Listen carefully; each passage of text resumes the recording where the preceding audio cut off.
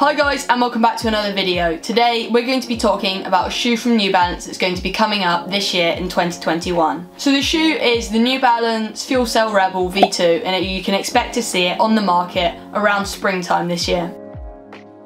This shoe follows on from the New Balance FuelCell Rebel version 1, and this was a very popular shoe. It had a really nice midsole and outsole, people really enjoyed that. However, they did think that the upper wasn't very breathable, and it did seem to make your feet really quite sweaty, and that wasn't very enjoyable when you're out on a run. There was definitely some things that people thought should be changed for the new version, and hopefully they have. So in terms of release date, this shoe is going to be coming out on the 1st of March. That's fairly soon, and it will definitely be something to look forward to in the early spring.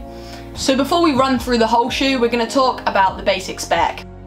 In a men's UK 8 or US 9, it's going to weigh 208 grams or 7.3 ounces. The women's shoe is going to weigh 171 grams, which is 6 ounces on the dot. So with the drop of this shoe, it's going to go from a 26mm stack height in the heel to a 20mm stack height in the forefoot, so obviously that gives it a 6mm drop. This isn't too steep, but it's still enough to give you that forward momentum motion as you roll through your forefoot.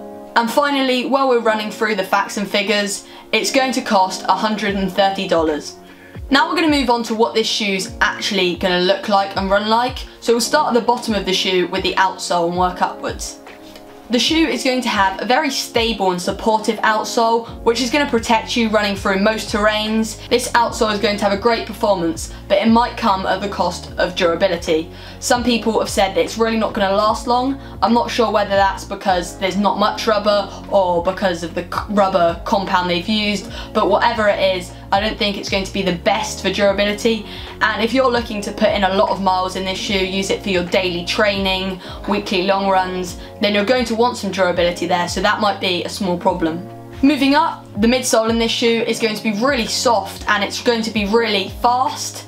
There's obviously going to be no play in the midsole, and it's still going to have a surprising amount of speed from what a lot of people have said. It's also going to have good versatility. The foam's going to be soft enough to take you through the easier, longer miles. Another thing within the midsole is kind of the shape. It's going to curve around at the front from your outside of your foot to the big toe, and this is going to help by propelling you forward as you're going to be able to roll and spring off that front of your foot. This was the same in the Rebel V1, and it was something that a lot of people liked, so it's definitely something that they were right in carrying through. The midsole is also going to look quite sleek. It's got a blue gem, I think it's called, in the midsole, as you can see here, and that looks quite cool. Overall, the midsole is definitely going to be supportive, fast, while also being soft enough for the easy runs. Moving on and up the shoe, we're going to be now talking about the upper. So a lot of people will be thankful to know that the upper is completely transformed. It keeps your foot totally cool even on the hotter summer runs. It's very well ventilated with the ability for your foot to breathe easily while you're running.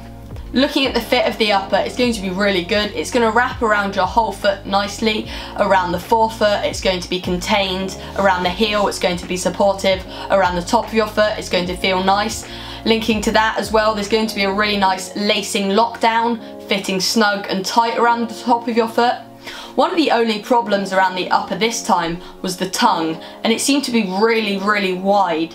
It came way too far really down the sides of your foot. I mean, there's not too many disadvantages to this apart from the fabric creasing, which could cause some uncomfort when you're running, but apart from that it's a really good upper, and they've definitely made some decent improvements from the first version. That's it for the upper, and that really wraps up the whole shoe. It's still a month until the release, because the filming of this is the 1st of February and it's coming out on the 1st of March. So it's just really a first look, giving you some of the specifications and what it's going to feel like to run. If we do pick up this shoe and get to test it out in person, we'll do a second review then and tell you what it really feels like when you're running. Thanks for watching this video. It was great to film and give you a little insight into what it's like. If you enjoyed it, feel free to subscribe, like the video, and any other shoe, running, training related ideas, leave them down in the comment section below, and we'll see you next time. Thanks for watching.